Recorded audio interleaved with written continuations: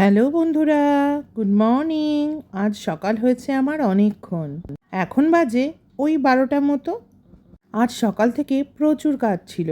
প্রথমত 7টার সময় মেয়ে উঠে পড়েছিল, ওর অনেক পড়া আছে, তাই বলল মা আমি পড়ে নিই। যথারীতি আমিও ওর সাথে উঠে পড়লাম, পড়াতে বসে গেছি, চাও খাইনি। তারপরে ওর অনেক প্রজেক্ট দিয়েছে, সেগুলো ওকে দেখিয়ে দেখিয়ে ওকে দিয়ে কমপ্লিট করালাম। কারণ এখন তো ও ছোটো, আমি যদি ওকে হেল্প না করি ওগুলো করতেই পারবে না। তারপরে বেছে বেছে যেগুলো ওর এখনও ভালো মতো রেডি হয়নি সেগুলোকে সব পড়িয়ে নিচ্ছি, কারণ এই সপ্তাহ থেকেই পরীক্ষা শুরু হয়ে যাচ্ছে। আর ওদের জিকে চ্যাপ্টারটা এত লেন্দি, প্রায় 600-700 কোশ্চেন আছে, ছোট বড় মিলিয়ে। সমস্তটা ডিটেলসে পড়তে হচ্ছে। ও যদি পুরো ডিটেলসে না পড়ে ও অ্যান্সার করতে পারবে না। আর একটা একটা করে পড়ানো পসিবল না, তাই পুরো চ্যাপ্টারগুলোকেই আমি ওকে ভালো করে পড়িয়ে দিচ্ছি। আজকে অনেক সকাল সকাল থেকে পড়তে বসিয়েছি, তার কারণ আজকে আবার রান্না আছে। রান্না মানে হাজব্যান্ড আবদার করেছে আজকে খাবে চিলি চিকেন আর চাউমিন, যেহেতু আজ সানডে। তারপরে আবার কালকে 2 অক্টোবর, দুদিন পরপর ছুটির দিন। আর আমাদের বাড়িতে খাওয়া দাওয়া মানে একটা সুযোগ পেলেই হলো। ব্যাস চলো ভালো মন্দ রান্না করো। তাই এই পড়াটা শেষ করেই চলে যাব কিচেনে। আর আমার এখানে রাস্তার ধারে বাড়ি বলে এত আশপাশ থেকে সাউন্ড আসে যে আমি কিছুই আপনাদের তেমন একটা শোনাতে পারি না, তাই সব কিছুই প্রায় ভয়েস ওভার দিতে হয়। এই ভয়েস ওভার দিতে দিতেও অনেক সময় অনেক সাউন্ড চলে আসে, কতটা আর মেনটেন করা যায়। তবু আমি চেষ্টা করি যেন আশপাশের সাউন্ডটা না আসে। শুনতে খুবই বাজে লাগে। আর সামনে যেহেতু পুজো, অনেক কাজ পড়ে আছে, মনে হচ্ছে খালি পরীক্ষাটা শেষ হলেই বাঁচি। মেয়ের জন্য তো শপিং হয়ে গেছে, ছেলের এখনো অনেক কিছু বাকি, সব কিনতে হবে।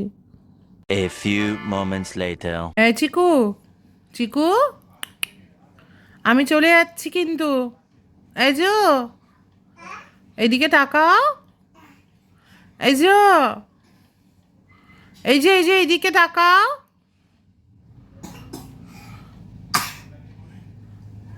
এখনো কাশি হচ্ছে। এই যে সবাইকে বলে দাও তো, এই দড়িটা দিয়ে কি হতো ছোটবেলায়। এই দড়িটা দিয়ে ছোটবেলায় তোমাকে বেঁধে রাখতাম আমি, তুমি যদি পড়ে যাও সেজন্য। হ্যাঁ না, এই দেখো মামা, বাবা বাবা বাবা পড়ে যাবে, বাবা পড়ে যাবে। সোনা, সোনা, কই চিকু? এই যে অ্যাঙ্গেলগুলো দেখছেন, এখানে একটা টিভি ছিল, আর আমার এই বেডটা ছিল একদম মিডিলে। চিকু যখন উল্টাতে পাল্টাতে শিখলো, এদিক ওদিক হামাগুড়ি দিতে শিখলো, তখন বেডটাকে আমি একদম দেয়ালের সাথে আটকে দিয়েছি যাতে ও পড়ে না যায়। আর এখানে যে টিভিটা ছিল, ও যখন দাঁড়াতে শিখলো, টিভিটাতে মেরে মেরে মেরে মেরে টিভিটাকে দিয়েছে খারাপ করে। এখানে একটা এলইডি টিভি ছিল, ব্যাস এখন খুলে রেখেছি। টিভিটাকে পরে ঠিক করে, একটু বড় হোক যখন বুঝতে শিখবে, তখন আবার পরে ঠিক করে লাগিয়ে দেব। চিকু বসো।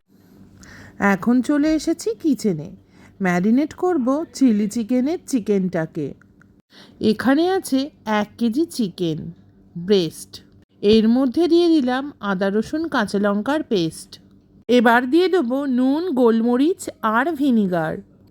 আমি রান্না খুব একটা ভালো পারি না, কিন্তু চেষ্টা করি। এতে মোটামুটি যা যা দেব সব পরপর দিয়ে যাব, দিয়ে এটাকে মেখে ওই 0.5 ঘন্টা থেকে 1 ঘন্টা মতো রেখে দেব।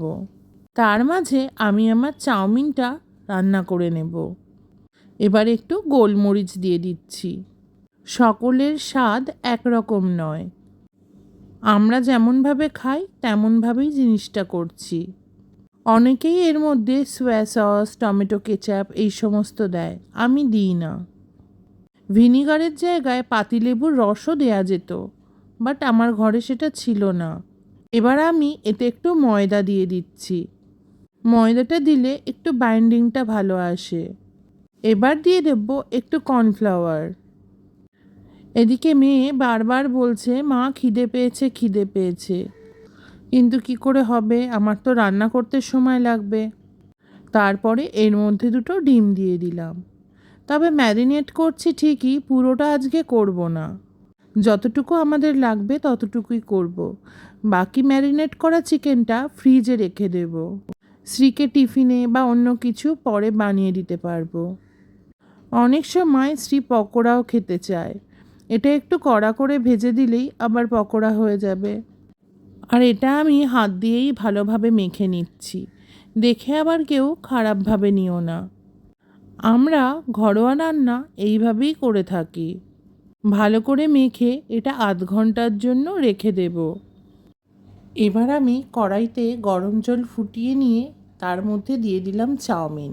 এটা তো সিম্পল প্রসেস। চাউমিনটাকে বয়েল করে নিয়ে ফিরে আসছি। এই যে চাউমিনটা বয়েল হয়ে গেছে, এবার এটা জল ঝরাতে দিয়ে দেবো, দিয়ে ঠান্ডা জল দিয়ে দেবো তাতে। এবার আমি কড়াইতে দিয়ে দিলাম গাজর কুচি। গাজরটা আগে দিয়ে দিলাম কারণ গাজরটা একটু শক্ত থাকে, ভাজতে সময় লাগে। গাজরটা ভাজা হয়ে গেলে বাকি সব ভেজিটেবিলগুলো ভেজে নেব। এবারের মধ্যে সমস্ত ভেজিটেবিলগুলো দিয়ে দিলাম, পেঁয়াজ, ক্যাপসিকাম, কাঁচা লঙ্কা আর রসুন কুচি। রসুন কুচিটা দেবেন অবশ্যই করে, খেতে খুব ভালো লাগে। তারপরে এটাকে খুব বেশি ভাজবো না, খুব বেশি ভাজলে এই ভেজিটেবিলগুলো খেতে ভালো লাগে না। এবার ভেজিটেবিলটা ভাজা হয়ে গেছে, তাই তেলটা ঝরিয়ে ভেজিটেবিলগুলো আমি তুলে নিচ্ছি একটা প্লেটে। এই তেলেই ডিম ভেজে নেব। ডিমটা যেমন আমরা চাউমিনে দিই, ছোট ছোট কুচি কুচি করে ভেজে নেব। এবার ডিমটা ভেজে নেব।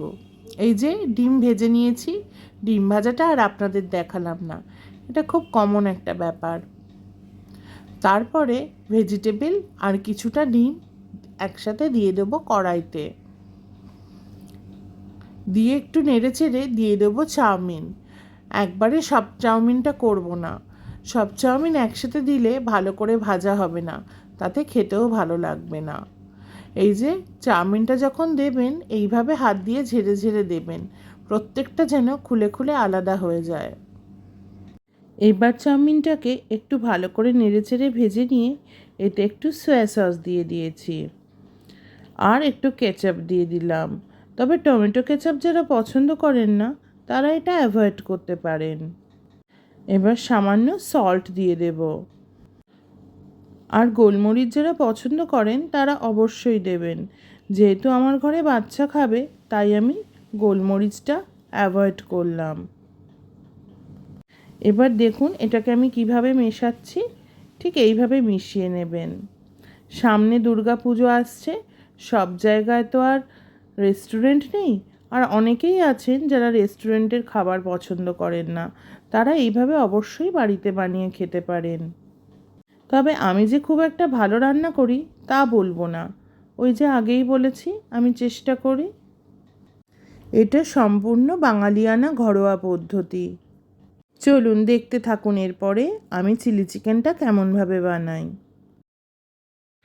কড়াইতে সাদা তেল দিয়ে দিয়েছি। এবার এক এক করে আমার ওই ম্যারিনেট করা চিকেনগুলোকে আমি স্পুনের সাহায্যে তেলের মধ্যে ছেড়ে দিচ্ছি। এগুলো আমি খুব বেশি ভাজবো না, লাইট গোল্ডেন কালারের হয়ে গেলেই এগুলোকে আমি তুলে নেব। এক এক করে আমি ধাপে ধাপে যতটা চিকেন ম্যারিনেট করে রেখেছি ততটা করব না, আজকের আমাদের পরিমাণ মতো করে নেব।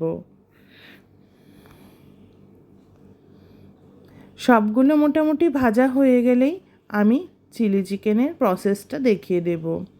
খুব ডিটেলসে দেখাতে পারছি না, তাহলে ভিডিওটা অনেক লম্বা হয়ে যাবে, তাই আমি একটু সিনটা কেটে কেটে দেখিয়ে দিচ্ছি।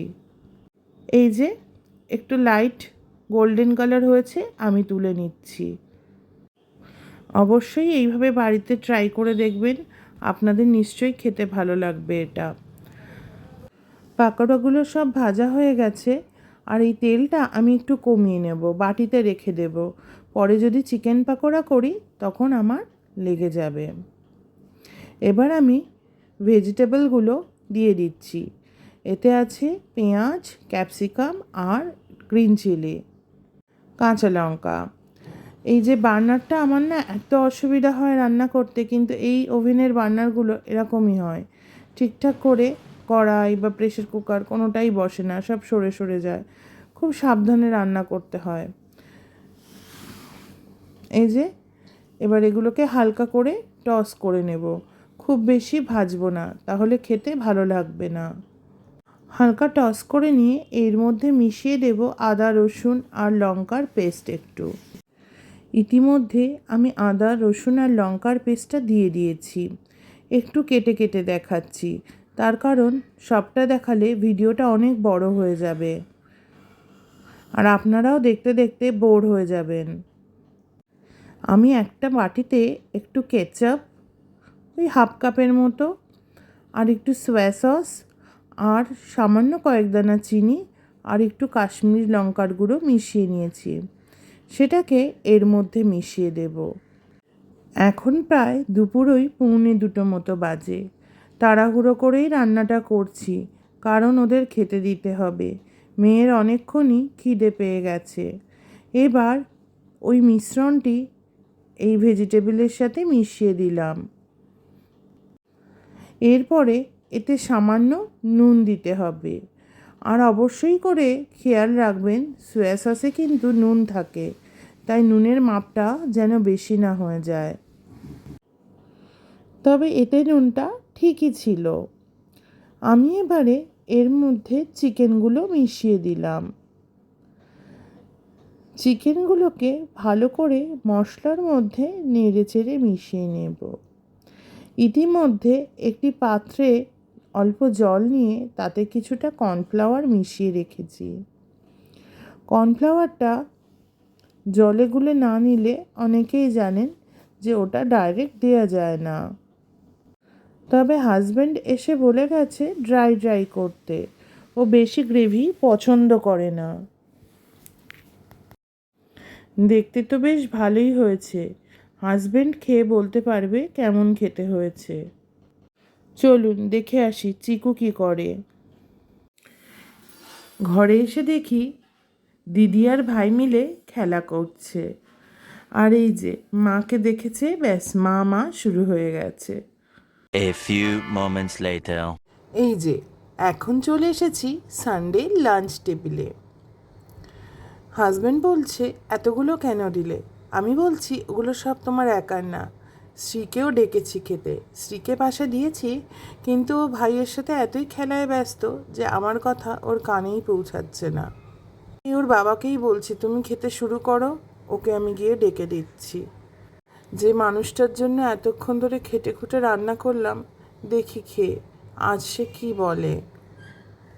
তবে কি জানেন তো, পরিশ্রম করে রান্না করার পরে কেউ যদি বলে ভালো হয়নি, শুনে খুব খারাপ লাগে। তবে আমার হাজব্যান্ড খুব একটা ভালো কমেন্ট আমায় করে না, ভালো হলে ভালো বলে, খারাপ হলে সেটাও বলে দেয়। বউ বলে যে সবসময় মন রেখে কথা বলতে হবে তেমন কিছু নয়। তবে ও যখন রান্না করে তখন আমি ভালোও বলি, আবার যেটা ভালো লাগে না সেটা বলেও দিই, কিন্তু ওর হাতের রান্না খুব একটা খারাপ হয় না। এই যে আজকে বলল ভালো হয়েছে, যাক শুনে খুশি হলাম। আজকের এই ভিডিওটা এই পর্যন্তই, ভালো থাকবেন, টাটা।